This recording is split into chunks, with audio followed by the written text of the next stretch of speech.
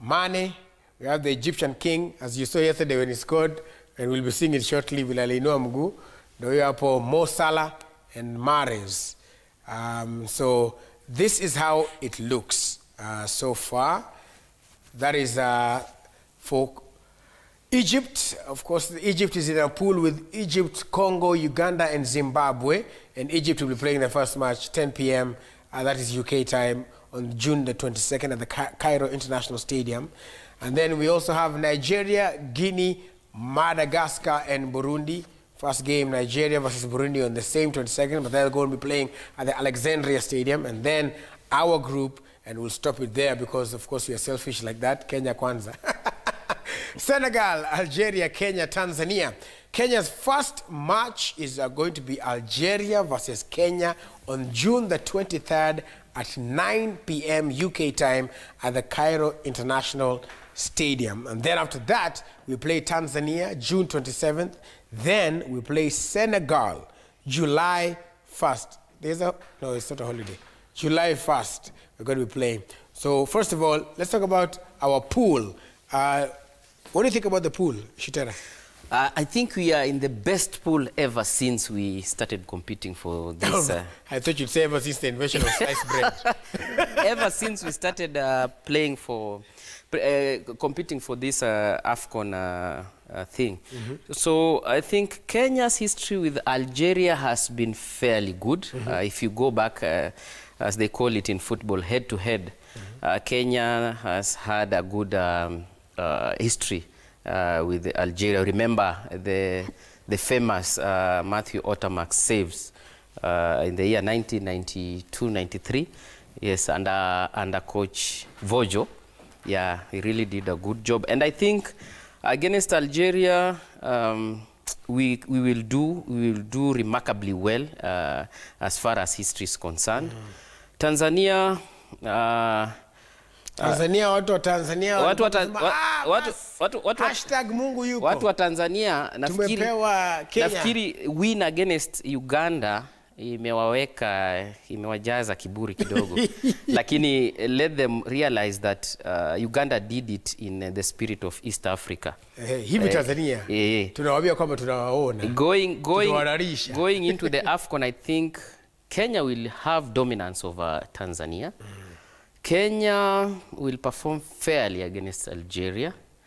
And Kenya, the only team that I think will be a headache to Kenya will be Senegal. Because if you check the history between Senegal and Kenya, they have always dominated us. And I think that is where Coach Sebastian Minye should concentrate on and work on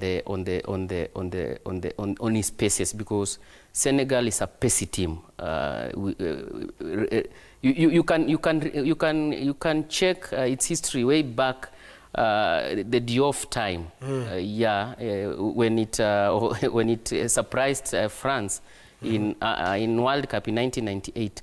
So with the likes of Mane and a very solid defense of Kalidou Koulibaly of Napoli, I can tell you Senegal is the team that can only give us the run for our money. But Algeria, Tanzania,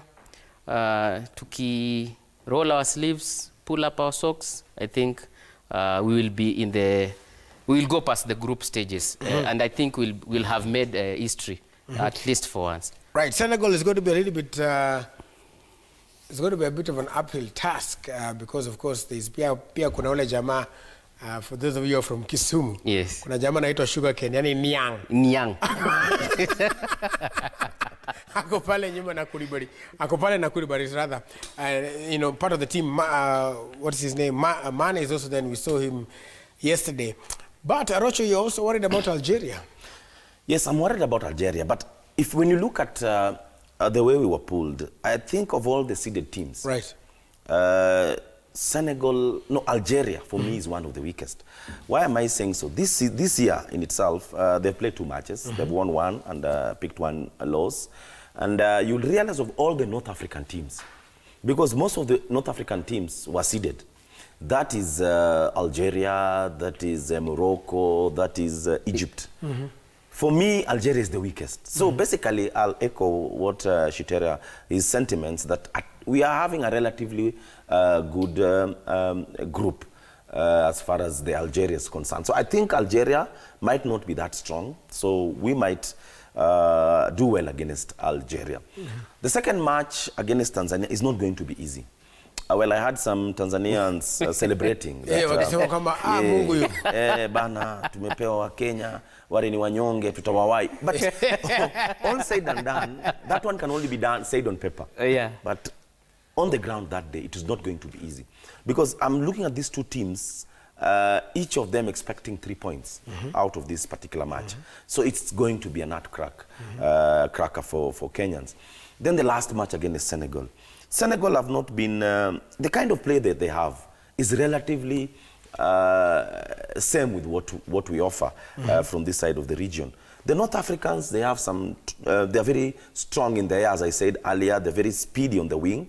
So that might not be easy for us to contain. But Senegalese play more or less power football, where perhaps there's a lot of touches in the midfield, then it's looped into the defense. So that can be an advantage to us in the sense that this is a team that plays more or less the way we're going to play. But all said and done, ultimately, preparation is key. We are having a camp for 21 days or so in France. I believe we are going to have some friendlies.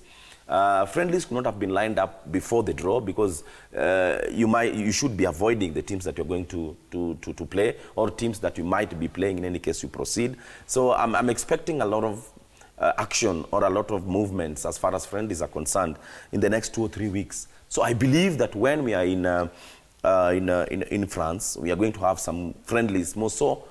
I hope that we are going to have friendlies against African sides. At this particular moment, we are going to play an African tournament. Let's just have the African feel. And after that, I believe, if you ask me, Kenya can pick 5 points from this group.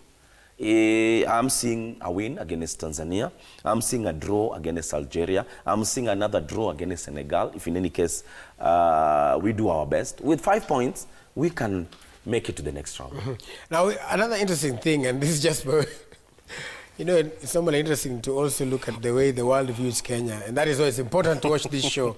We'll give you the right information. Now, if you do just a scroll on the team, if you look at Wikipedia, because someone will say, nani kwa team ya Kenya? And by the way, I'd like to advise all of us that as we, for patriotism's sake, let's get to know your players, watch more of the KPL, listen more to the news, listen so that you find out who will be representing you. Because if you rely on Wikipedia, for example, everything looks okay. Hapa mbele at least. So, hapa mbele wako na Wanyama mwenye alifunga. We'll see that goal in a while. Olunga, Mariga, they have Kahata. But now as you keep on scrolling, and I want you to observe if there's a face that will be rather familiar, sikujua hata huyu jamaa ako hapo. Kuna jamaa hapa anaitwa Simon Bugwa.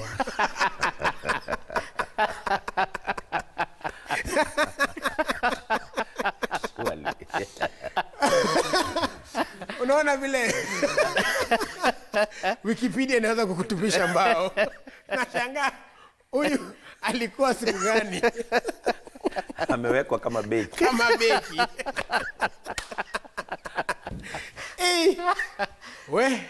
Anyway, that's why you should watch this show. At least it will give you information. It will give you some information. Hapa na pale. Right. So, talking about that, do you think, though, it's normally a very interesting thing because the players that are known, like now Salah, for example, and we'll see his goal shortly, Wanyama scored yesterday, and you remember Arocho's raising the issue about him not getting enough play time.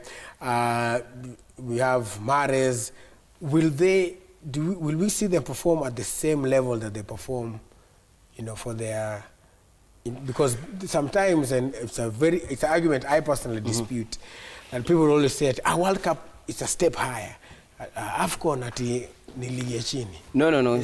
Sio ligi ya chini, because you see, AFCON can be compared to the Euro Cup. Euro Cup. Because it's a continental championship. And it's a platform that brings out the best in that continent. And I think it's a very good platform for our national team Harambee Stars and players, because the best will market themselves at AFCON. And I think it is the platform that will attract a lot of scouts from Europe. So our players who will be playing at AFCON, I can promise you they'll have a very good stage to market themselves for European clubs.